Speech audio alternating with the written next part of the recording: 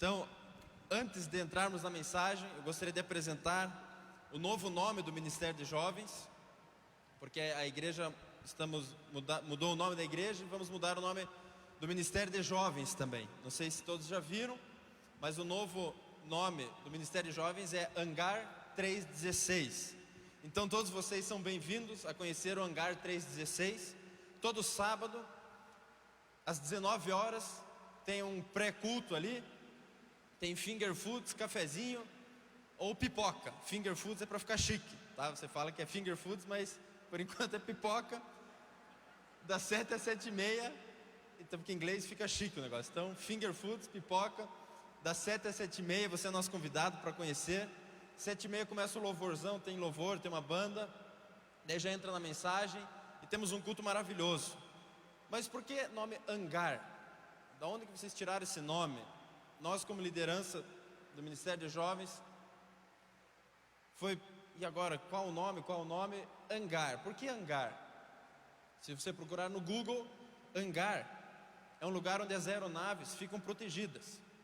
Por exemplo, está chovendo lá fora e você está cuidado aqui dentro, você está seco aqui dentro.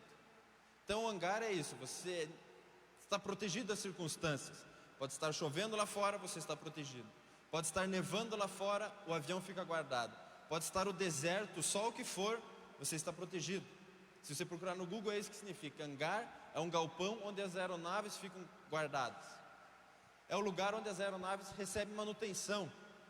Talvez uma asa quebrou, talvez uma turbina pifou, talvez arrancaram o banco do passageiro. É no hangar que isso aí é consertado. Você recebe a manutenção. É no hangar onde a próxima rota é definida, a próxima viagem, a rota do GPS é definida ali. E por fim, depois que tudo isso aconteceu, você é liberado para voar. O avião sai do hangar e pode voar livremente. Então, pensando para nós queremos que nós, os jovens, e cabe você também, a igreja, os jovens há mais tempo, e há menos tempo também, mas nós somos como aviões nas mãos de Deus. Deus tem um propósito, Deus tem um sonho para mim, para você, para cada um de nós. E nós, como Ministério de Jovens, queremos ajudar eles, a proteger eles. Muitos vêm chateados, muitos vêm feridos, machucados, e é no hangar que a gente cuida deles, trata eles, faz a manutenção, ensina, mostra o propósito de Deus para a vida deles. É nessa fase que entra no vestibular, começa o primeiro emprego, o estágio, daí o namoro, o noivado. Então nessa fase, é no hangar que a rota do GPS é definida. A gente pode, vamos por aqui, vem por ali, acho que Deus tem um chamado para você. Será que eu sou médico, engenheiro? É no hangar que a gente ajuda esses jovens a seguir em frente, constituir uma família, abrir um negócio, abrir uma empresa, ter êxito na sua vida. E por fim, depois de cuidado, eles são livres para voar em Cristo, para atingir altos lugares. Muitos jovens, eu sei porque eu já fiz parte do grupo de jovens e sei que muitos aqui também, é aquela fase, aquela época ali, 3, 4, 5 anos que você está ali, de repente cada um vai para um canto, casa, vai para outro país, vai para outro estado, e é legal às vezes você encontrar essas pessoas que estão fazendo a diferença onde elas estão. Jesus está guiando elas e elas estão fazendo diferença. Então nós cremos que no hangar é esse lugar. Todo sábado os jovens podem vir, tem o pré-culto, com finger foods, cafezinho. Também tem uma poltrona, um dia que você vier, vai ter uma poltrona ali. O dia que você vier, a gente explica o que é aquela poltrona no pré-culto. E a gente ajuda esses jovens a crescer. E também como Ministério de Jovens, agora nós estamos pregando uma série de mensagens, uma sequência, uma série de mensagens. Dia 7 de setembro, sábado que vem, tem culto normal, é o último capítulo da série. Ali temos os 4 capítulos da série. No hangar você aprenderá a ser guardado das circunstâncias, você recebe o ajuste da palavra, você alinha o seu curso conforme o propósito de Deus, e você é pronto para voar livremente em Cristo. E sábado agora, dia 7 de setembro, vai ser esse último capítulo, voar livremente em Cristo.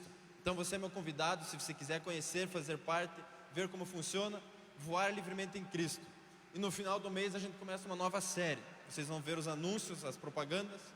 Vocês podem seguir no Instagram, Hangar 316. Vocês vão ver o que a gente está fazendo, o que está acontecendo. E nós, como hangar, talvez você já viu essa caixinha ali fora.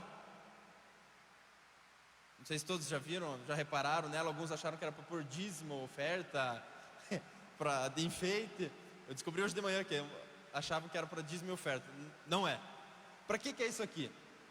Nós temos um projeto como jovens, mas eu quero abrir para a igreja. Se você quiser fazer parte, fique à vontade. Se teu filho mais novo, se a criança quiser fazer parte, fique à vontade, desde que saiba escrever. Nós temos aqui muitas cartinhas escritas à mão. Cartas, ok? Cartas escritas à mão por jovens. E o nosso objetivo com esse trabalho qual que é? Distribuir essas cartas no nosso bairro. Nós mapeamos o nosso bairro. Acho que tem uma foto aérea ali, ó, do bairro. Aqui está o nosso bairro. A igreja está aqui no canto, a flecha ali, para ninguém ter dúvida. A igreja, as ruas. Essas duas primeiras ruas em azul tem 72 casas. Nós contamos elas, 72 caixinhas de correio para a gente colocar essas cartas. Mas por que escrever cartas? A ideia é levar essas cartas a essas casas com uma palavra de ânimo, com uma palavra de incentivo. E por que escrito à mão? Primeiro, porque eu descobri, apareceu na televisão, que é chique. Quem escreve carta à mão é uma pessoa chique. Então você é uma pessoa chique. Eu não sei se muitos já escreviam antigamente, daí parou, mas hoje em dia é moda. Eu sei que apareceu na televisão, é super chiquérrimo escrever cartas à mão. Então, além de a gente ser uma igreja chique, cartas escritas à mão, a tendência é que a pessoa, antes de jogar fora, ela leia a cartinha. Porque às vezes a pessoa está tão enjoada de receber convite, de receber coisas pela caixinha de correio, uma carta escrita à mão, ela vai ler. Ela vai... E o que nós vamos fazer com isso? A ideia é fazer as pessoas conhecerem Jesus Cristo e conhecerem a nossa igreja, vir visitar. Esse é o nosso propósito, que o nosso bairro possa ser impactado com a nossa igreja, com a sua vida, com a minha vida. Amém? Então, como é que eu faço para escrever? Todas elas têm um modelo. Elas começam com João 3,16, que é o nosso versículo da igreja. Uma palavra de ânimo, uma palavra de conhecimento, o apelo à oração, do apelo aceitando Jesus, e por fim, um convite para vir no culto, para vir para a nossa igreja. E ela traz essa carta, ela vai ganhar uma lembrancinha. Então, é assim que funciona. Nós temos 4 modelos de cartas. Eu vou mandar depois no WhatsApp para vocês, na igreja, se vocês quiserem tirar foto, que de manhã pediram para tirar foto no telão. Ficou meio pequeno, mas eu mando no WhatsApp depois, nos grupos familiares. Se você não sabe o que escrever, é só copiar. São 3 modelos, você copia. João 3,16, uma palavra de ânimo, a oração e o convite para vir para a igreja. Ok? Tem 3 modelos. E eu vou mandar na sequência no WhatsApp de vocês, para vocês. E no Instagram também vai ter os modelos. Ok? Então se você quiser fazer parte, fique à vontade. Pode escrever em folha A4, sem linha, se você conseguir escrever reto. Se você escrever torto, pegue uma folha com linha, fica melhor. Você que decide, tá? Mas a ideia é impactar o nosso bairro, fazer a diferença. Amém? Vocês estão me ouvindo com a chuva? Sim? Beleza. E para começar a mensagem dessa noite, eu quero, só para deixar vocês com um gostinho do que acontece nos jovens, o que acontece no hangar, nós vamos pregar a primeira série, o primeiro capítulo dessa mensagem. Você é guardado das circunstâncias. Você é guardado das circunstâncias. Quantas vezes eu e você somos tentados a achar que Deus esqueceu de nós?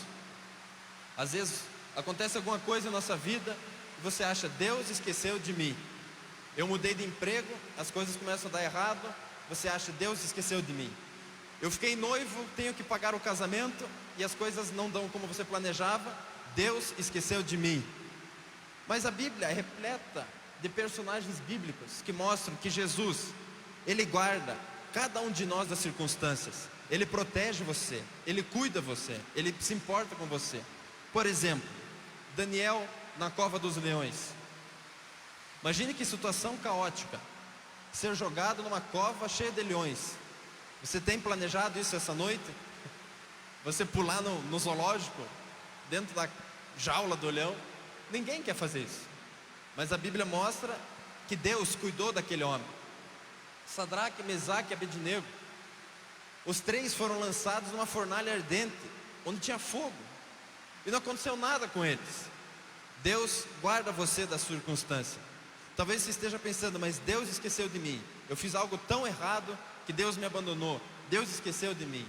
Não, isso não é verdade. Você está no lugar de abrigo, no lugar de proteção. Aqui na igreja, no hangar, você está protegido, independente da chuva lá fora, das pancadas da vida, do que acontece no seu emprego, na sua casa, na sua família, com seu filho que foi embora e você não consegue ver ele voltar. Deus está cuidando de você. Você é guardado das circunstâncias. Paulo e Silas apanharam uma noite toda e foram jogados numa prisão, e Deus tirou eles daquele lugar. Os discípulos de Jesus quase naufragaram num barquinho, mas Jesus aparece e salva eles. Porque eu e você temos a tendência de achar que Deus esqueceu. Deus me esqueceu aqui, eu fui feito para morrer dessa maneira. Não é assim que muitas vezes a gente pensa. Mas o hangar é um lugar que você é guardado das circunstâncias. Você é guardado das circunstâncias. Esses dias eu tive uma experiência. Eu sou pai faz 1 mês e 1 semana. Então é tudo uma novidade para mim. E o Arthurzinho estava ali no colo da Andressa, bonitinho, empacotadinho, dormindo. Ela falou, preciso sair, você pode ficar com ele? Eu falei, oh, claro, agora já sou craque, já sou pai faz 1 mês, já sei tudo que acontece com o bebê. Então tá bom, então, e ele dorme mais com a cabeça para baixo assim, dormindo. Pode ir embora, pode ficar tranquila, vai levar 20 minutos, fique tranquila, eu vou cuidar dele. Ela saiu de casa, ligou o carro, no que saiu com o carro, o Arthurzinho estava assim, abriu o olhão, começou a chorar. Parecia que ele tinha um sensor. A mãe saiu de perto, acabou a situação, agora complicou. E eu estava ali, ela tinha ido embora, e eu agora chacoalhei, deixei parado, coloquei de pé, pus no bercinho, cantei, dancei, fiz tudo que eu sabia. Minhas técnicas eu usei todas. Tem até um vídeo no YouTube que você coloca lá, som de útero, acalma bebê. Funciona, mas por uns 30 segundos. Pelo menos naquela ocasião não deu muito certo. Mas às vezes eu e você somos assim. Deus está cuidando de você, Deus está cuidando de você, mas aconteceu alguma coisa que não estava no planejado e você começa a chorar.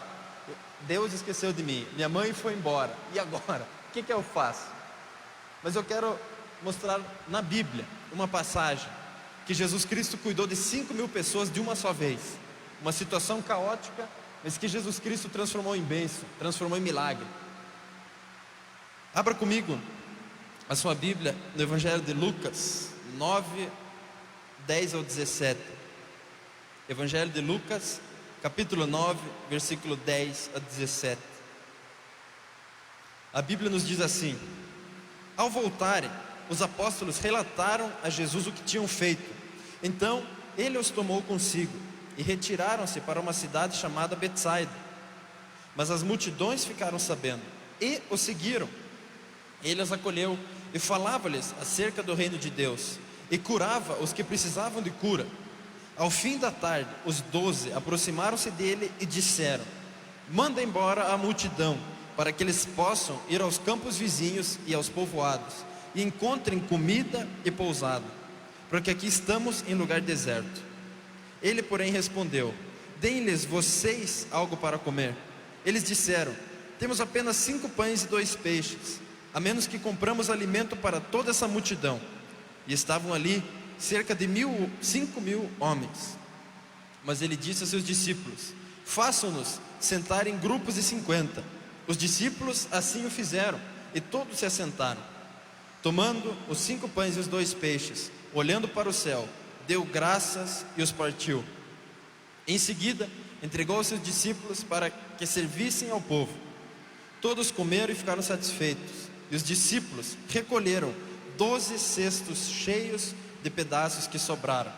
Até aqui a nossa leitura. É uma passagem muito conhecida, é a multiplicação dos pães e dos peixes. E eu quero contextualizar para você que Jesus, nessa ocasião, se você ler essa mesma passagem, no Evangelho de Marcos, ele estava numa correria louca. Ele estava assim, muita gente para atender, muita gente para curar. A Bíblia diz no Evangelho de Marcos que ele pegou seus discípulos porque ele não tinha tempo para comer. Ele estava cansado. Ele pegou os 2 discípulos: vamos nos alimentar, vamos descansar um pouco. Esse é o cenário que aconteceu tudo isso. Jesus pegou seus discípulos e foi para longe, mas a multidão ficou sabendo.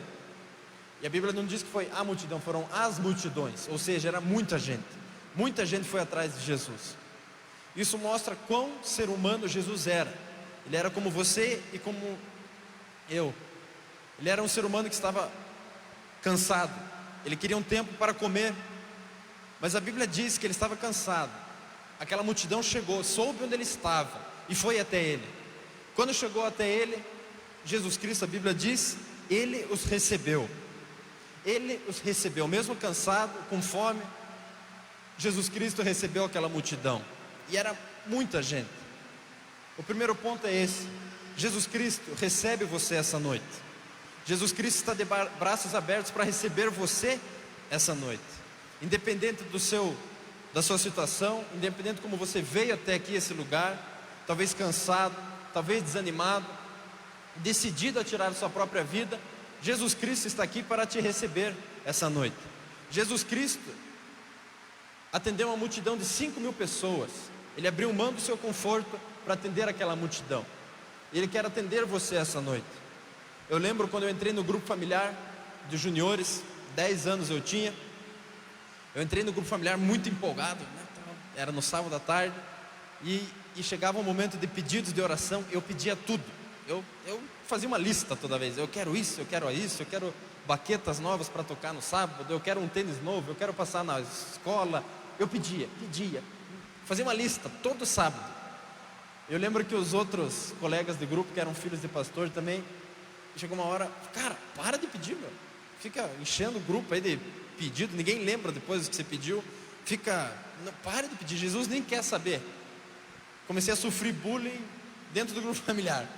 E eu falei: mas o que tem? Eu queria um videogame novo, CD do PlayStation 1, né, para jogar em casa. Eu pedia tudo. Mas eu lembro que o meu líder na época, muito sábio, ele acalmou a situação e ele falou: cara, deixa ele pedir.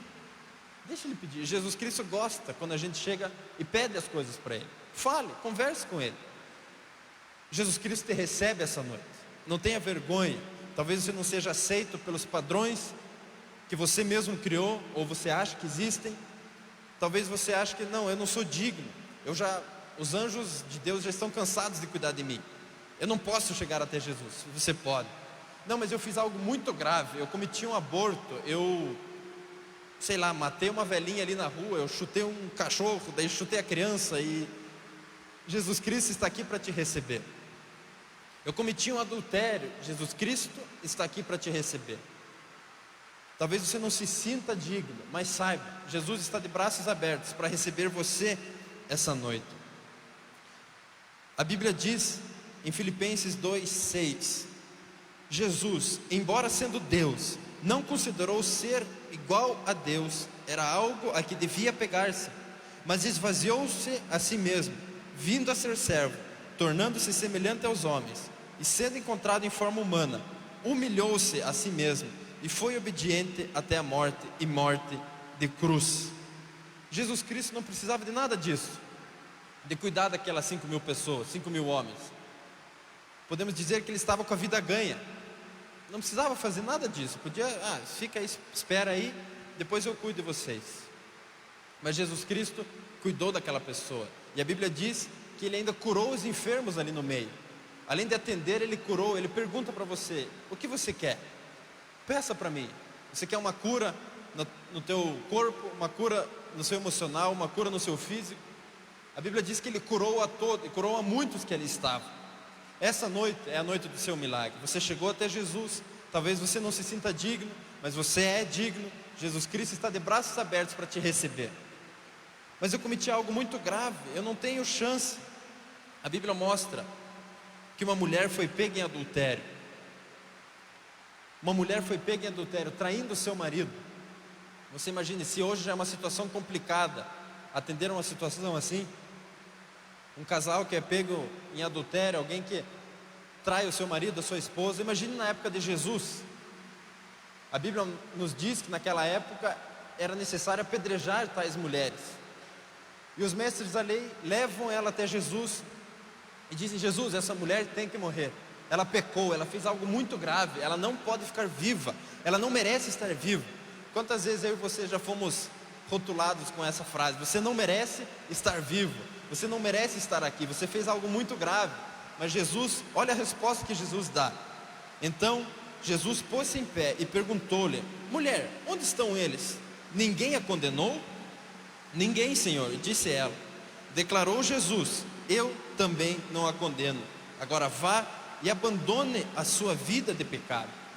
Jesus Cristo está de braços abertos para receber você, independente do que você fez, independente da sua situação.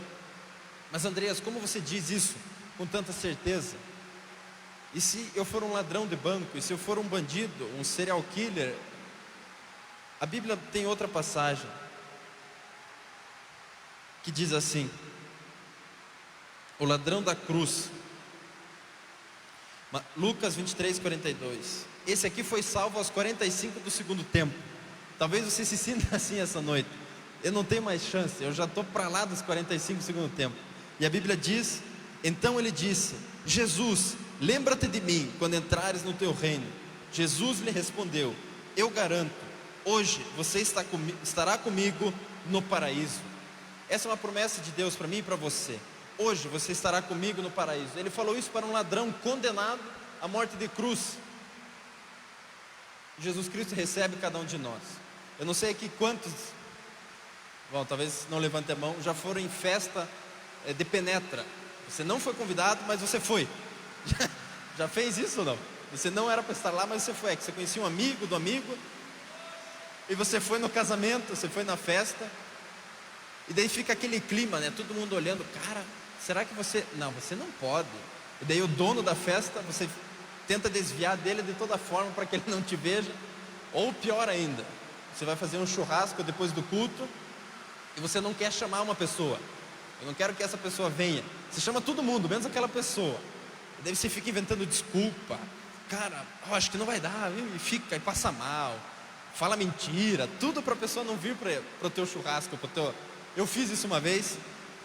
Foi uma situação, a Andressa, nós chamamos um casal de amigos para vir lá em casa. Ela fez risoto. No dia que era noite, no dia que aconteceu o tal do risoto, eu recebi um convite de um amigo para ir no churrasco. Eu pensei: bom, churrasco é melhor que risoto, pensei.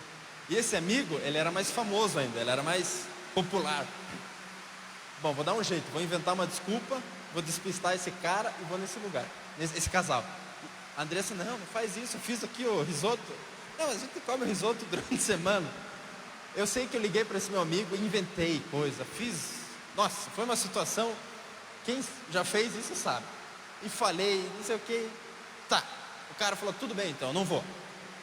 Aqui surgiu um imprevisto e tal, aquela coisa, né? Não vai dar. Cheguei no tal do churrasco. Primeiro que nem foi tão legal assim. Segundo que cheguei lá, a Andressa estava comendo risoto sozinha em casa. Só fui eu no churrasco, que era só para homens. Cheguei lá, aquele amigo que eu despistei, que eu falei: cara, nossa, eu inventei um monte de desculpa, apareceu no churrasco. Ele apareceu, pois é, né? Que situação, né? Você vê? Com Jesus não é assim. Com Jesus não tem isso de ser chamado ou não. Você é muito bem-vindo. Você é muito bem-vindo. Diga para a pessoa do seu lado: você é muito bem-vindo. Você é muito bem-vindo. Jesus Cristo te recebe essa noite. Amém? Não tem nada disso. Agora, pois, nenhuma condenação há para os que estão em Cristo Jesus. Não existe condenação sobre a sua vida, independente dos seus pensamentos, o que você fez, o que você deixou de fazer. A Bíblia diz que se você está em Cristo, não há condenação sobre a sua vida. O interessante, segundo ponto, que os discípulos, no calor do momento, aquela situação ali, eles disseram uma frase para Jesus: Jesus, manda essa multidão embora. Jesus, afasta essa multidão. não tem comida para eles. Jesus manda essa multidão embora. No calor do momento ali para tentar resolver, eles tentaram tirar o pessoal de perto de Jesus. Se eles tirassem as pessoas de perto de Jesus, provavelmente eles não teriam visto o milagre. E os discípulos fizeram isso por mais de uma vez. Imagine, os discípulos que andaram com Jesus do lado dele por 3 anos, tentaram expulsar as pessoas de perto de Jesus. A Bíblia diz em Mateus 15, 21, partindo Jesus dali, retirou para os lados de Tiro e Sidom. E eis que uma mulher cananeia, que viera daquelas regiões, clamava: Senhor, filho de Davi, tem compaixão de mim, minha filha está horrivelmente endemoniada. Ele, porém, não lhe respondeu a palavra. E os seus discípulos, aproximando-se, rogaram-lhe: despede-a, pois vem clamando atrás de nós. Os discípulos queriam expulsar essa mulher. A Bíblia segue a história, e Jesus tocou aquela mulher, a filha dela foi liberta, deu tudo certo. Mas os discípulos queriam expulsar essa mulher de perto de Jesus. Mais para frente, Marcos 10, tem outro momento que os discípulos tentaram afastar as pessoas de Jesus. Então lhe trouxeram algumas crianças para que as tocasse, mas os discípulos os repreendiam. Jesus, porém, vendo isto, indignou-se e disse-lhe: deixai vir a mim os pequeninos, e não os embaraçais, porque dos tais é o reino de Deus. Segunda vez que os discípulos tentam expulsar as pessoas de perto de Jesus. A terceira vez é na multiplicação dos pães. E a quarta vez, Evangelho de Marcos, capítulo 9, quando tem um cego que grita por Jesus, e a multidão e os discípulos: fica quieto, não atrapalhe Jesus. Andreas, o que isso tem a ver comigo? Quantas vezes eu e você não afastamos as pessoas de Jesus? Não vem até aqui. Afastamos elas de conhecer o milagre, de ver o milagre. Não, Andreas, eu nunca neguei um convite. Sempre que pedem para vir para a igreja, eu trago elas. Mas não é só receber o convite. Muitas vezes eu e você podemos afastar as pessoas de Jesus com as nossas atitudes, com as nossas palavras, com o jeito que você fala. Imagina a seguinte cena: você está no almoço, no trabalho, o pessoal da empresa, você está conversando com eles, de repente você começa a falar mal de alguém da igreja, começa a falar mal da irmã da igreja, começa a falar mal do pastor da igreja, e você começa, e vai, e falar mal, daí você se empolga, e de repente aquela pessoa que você queria convidar para a igreja, ela pensa: eu não vou nessa igreja. O pessoal, que tipo de igreja é essa? Às vezes uma atitude dessa afasta as pessoas, priva elas de ver o milagre que Jesus está fazendo em nosso meio. Ou você está no trânsito, dirigindo, cantando salmos, né, feliz da vida. De repente você leva uma baita de uma fechada, corta a tua frente, daí você já se apavora, xinga, fala palavrão, faz aquela cena, baixa a janela, grita com o cara, para no sinaleiro, aquele adesivo atrás: Jesus é mais. Cara, que igreja é essa? Que igreja? Às vezes nas nossas atitudes nós afastamos as pessoas de perto. Nossas atitudes fazem com que as pessoas se afastem de Deus. Tem um versículo na palavra de Deus, Hebreus 12, 14, que diz: esforcem-se para viver em paz com todos e para serem santos. Sem santidade ninguém verá o Senhor. Esse é um versículo que muitos conhecem, mas existe uma discussão em cima dele. Mas o fato é, você já está salvo. Jesus Cristo já pagou o preço, você vai passar a eternidade com Ele. Mas por que eu vivo uma vida de santidade? Primeiro, para honrar a Deus e glorificar a Ele. E segundo, para que os outros vejam o Senhor. Sem santidade ninguém verá o Senhor. As pessoas ficam olhando para você e para mim. Como é que ele se comporta diante de uma situação dessa? Como é que ele faz? O que ele pensa? Você não é honesto numa negociação só para você. É para que as pessoas vejam que existe Deus em você. Quantas vezes você vai no mercado ou numa loja e te devolvem o troco errado? Você percebe e devolve. Você já fez isso alguma vez? Geralmente a pessoa leva um susto. Falou: mas pode ficar com o troco, eu dei errado? Não, mas isso aqui não é meu. E a pessoa, ué, o que ele tem de diferente?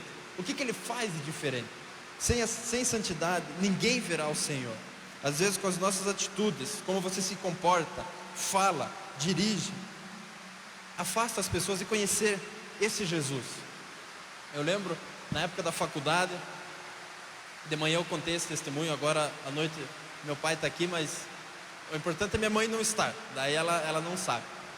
No último ano de faculdade, eu já estava meio cansado, queria terminar logo, tinha uma prova, última prova, e era sobre floricultura, flores e tal. Eu não tinha estudado nada. Eu falei, nossa, eu queria terminar. Chegou o dia da prova, estava sentado, a prova chegou na minha frente, e agora? Vou ter que fazer uso de recursos extraoficiais. Eu tenho que apelar para um método nada gospel. Eu sei que eu puxei meu celular e comecei. Terminei a prova e fui embora. Eu saí da sala, apesar da faculdade. Cara, que legal essa tua igreja, meu. Eles deixam colar na faculdade? Cara, que legal. Mais ou menos. E atrás deles tinha um grupo do pessoal da igreja, porque a gente tem um grupo de jovens dentro da faculdade.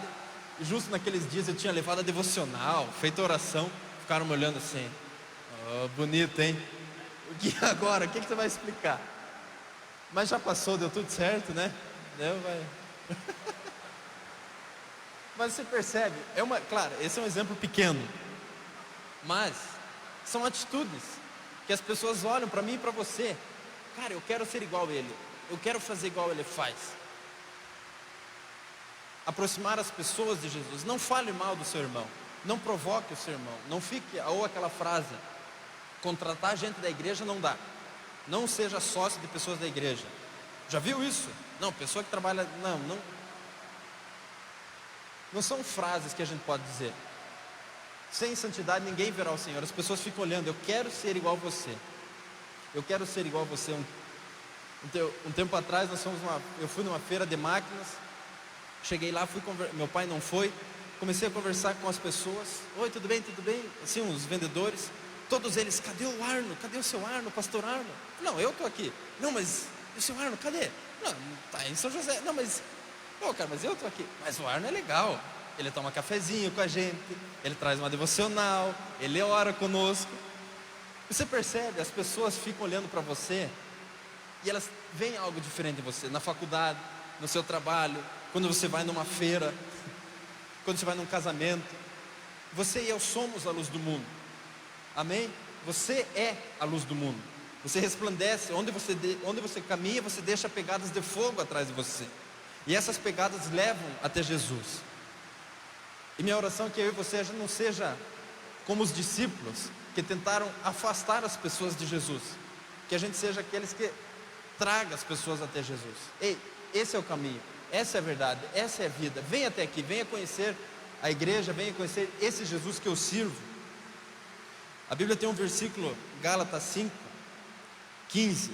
Mas se vocês se mordem e se devoram uns aos outros, cuidado para não se destruírem mutuamente. É um versículo forte, mas é verdade. Cuidado para não se destruírem mutuamente. Eleve o seu irmão. Quando alguém vier falar, não, ei, esse cara é top, eu gosto dele. Levante a pessoa, seja exemplo, para que os outros vejam Jesus em você. Ser honesto em uma negociação não é para você, é para que os outros possam ver Jesus em você. A Bíblia segue, e esse milagre acontece em Betsaida. Esse é o nome da cidade. Por que Betsaida? Porque está escrito Betsaida na Bíblia. Se você procurar o que significa Betsaida, Betsaida significa casa do peixe, cidade de pescadores. Ou seja, essa cidade era conhecida por ter peixe, uma cidade conhecida por ter pescadores. Se eu pedir para você hoje à noite, bom, nessa chuva talvez não, mas amanhã, ir na loja Rei das Fechaduras, o que você espera achar nessa loja? Fechaduras. Se eu pedir para você ir no Rei dos Colchões, o que você espera achar lá? Colchões. a cidade da uva. Você espera achar uva nessa cidade. Essa cidade era conhecida como a cidade do peixe, casa de pescadores. Mas a Bíblia cita que tinha 5 pães e 2 peixinhos. Tinha mais peixe do que pão. Ou seja, aqui mostra a dependência que eu e você temos de Jesus Cristo. Essa cidade era conhecida por ter peixe, mas na hora que precisava, não tinha peixe. Naquela hora que precisava de peixe, acabou o peixe. Talvez você seja o melhor médico, o melhor engenheiro civil, o melhor motorista, a melhor dona de casa, o melhor pai. Você é um pai profissional, você sabe cuidar de um bebê de 1 mês e 1 semana. Mas tem aquele momento que na força do teu braço, na força do meu braço, a gente não consegue. Você pode ser conhecido por ser um ótimo empresário, mas chega aquele momento, e agora? O que eu faço? Isso mostra a dependência que eu e você precisamos ter de Jesus Cristo. Dependa dele em tudo que você for fazer. No nosso próprio esforço, você chega até uma altura, mas dali em diante, daquele próximo passo, você precisa de Jesus Cristo. Aqui Jesus nos ensina a depender dele. Dependa dele. A Bíblia diz em João 15:5: se alguém permanecer em mim e eu nele, esse dará muito fruto, pois sem mim vocês não podem fazer coisa alguma. Porque sem mim vocês não podem fazer coisa alguma. Dependa de Jesus em todas as situações da sua vida. Vai fazer o teste no Detran, Jesus me ajuda. Vai fazer a entrevista do primeiro emprego, Jesus me ajuda. Vai entrar numa multinacional, Jesus me ajuda. Eu sei fazer, eu estudei, eu me preparei. Mas aquele algo a mais, aquele próximo passo, aquele algo a mais, é só Jesus que pode dar. Dependência total de Jesus Cristo em todas as nossas atitudes. E por fim, do improvável, Deus tira a provisão. Do improvável, tinha 5 pães e 2 peixes, 5.000 homens, mais mulheres e crianças. Era muita gente. E você já foi em restaurante com fome? Sim, muita fome. Você pula o almoço, você vai só jantar. Ou você sabe que vai ter o churrasco à noite, ou o risoto, e você não almoça porque você vai jantar bem. Você não fica nervoso? Dá dor de barriga, e daí você fica estressado. Quem é dono de restaurante sabe que pessoas com fome às vezes agitam o pedaço. Daí você vai no restaurante, a pessoa leva 3 dias para escolher a salada, e você atrás, querendo pegar a salada. Daí vai pegar a carne, leva 10 minutos para escolher a carne, e você quase empurrando a pessoa com o prato, com o garfo. Agora imagine Jesus com 5 pães e 2 peixes na mão, e 5.000 homens, mais mulheres e crianças. Pelo menos 15.000, 12.000 pessoas tinha naquele lugar. As pessoas com fome, as pessoas olhando. E aí, Jesus, o que você vai fazer agora? O que você vai fazer agora? E a Bíblia nos mostra que Jesus Cristo agradeceu, deu graças, partiu e entregou para cada um daquela multidão. Para cada um, Jesus entregou um pedacinho de pão, um pedacinho de peixe. Todos comeram e se fartaram, e ainda sobraram 12 cestos cheios. Jesus Cristo tira do impossível a provisão, do improvável. Talvez você está numa situação assim, todos te olhando, talvez a situação financeira, talvez seu casamento, talvez seu filho, olhando para você. E agora, pai, o que você vai fazer? E agora, mãe, o que você vai fazer? Como é que nós vamos sair dessa? A Bíblia diz que foi entregue para ele esses 5 pães e 2 peixes, e ele fez a multiplicação. Entregue para Jesus tudo que você tem. Se você tem um trabalho, está aqui: Deus, eu dependo do Senhor e eu entrego o meu trabalho. Deus, me ajuda. Se você talvez não tem trabalho, você tem só um estágio, entregue para Jesus esse estágio. Talvez você não tem 5 pães e 2 peixes, tem só meio peixe, só um pedaço do peixe. Eu não tenho nada, Jesus, eu não tenho nem trabalho, nem esposa, nem casa, nem carro. Eu tenho tempo. Entregue o seu tempo para Jesus, com leitura bíblica, vindo para a igreja, participando das coisas da igreja, e Ele vai te dar a provisão. Entregue tudo que você tem nas mãos dEle, e Ele te dá a provisão. Isso que aconteceu nessa passagem. Deus usa pessoas normais, como eu e você, para impactarmos uma cidade, para fazer diferença nessa cidade.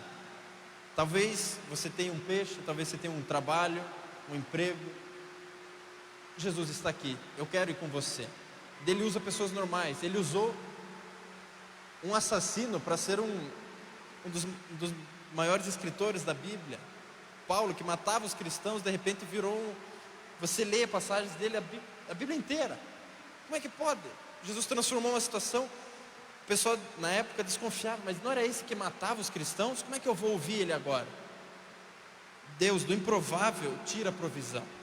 Talvez a sua situação esteja assim, você já está quase, já está quase se entregando, Deus, eu não sei mais o que fazer. Deus está aqui, eu entrego para você, eu dependo do Senhor. Então, essa noite, nós aprendemos que Jesus Cristo recebe cada um de nós, independente do que você tenha feito, independente da sua situação, como você está hoje. Vive uma vida em santidade, uma vida exemplar, para que as pessoas vejam Jesus Cristo em você. Ele tira do impossível a provisão. E dependa dele, sempre. Dependa dele em todas as decisões da sua vida. Esse é o primeiro capítulo dessa série, Hangar 3:16. Sábado que vem, dia 7 de setembro, é feriado, mas vamos ter o último capítulo, Voar Livremente em Cristo. Você é meu convidado para vir conhecer, participar. Amém? Vamos nos colocar de pé, fazer uma oração.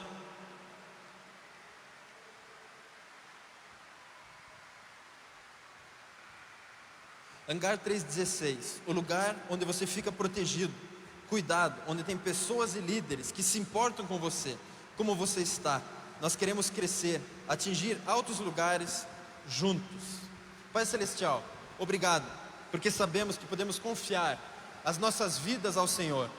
Pai Celestial, obrigado, porque o Senhor cuida de cada um de nós. O Senhor cuidou de cada um daqueles 5.000 homens. O Senhor trouxe provisão para aqueles homens. O Senhor trouxe paz, alívio para aquela multidão. E eu sei que o Senhor tem paz e alívio para cada um de nós neste lugar.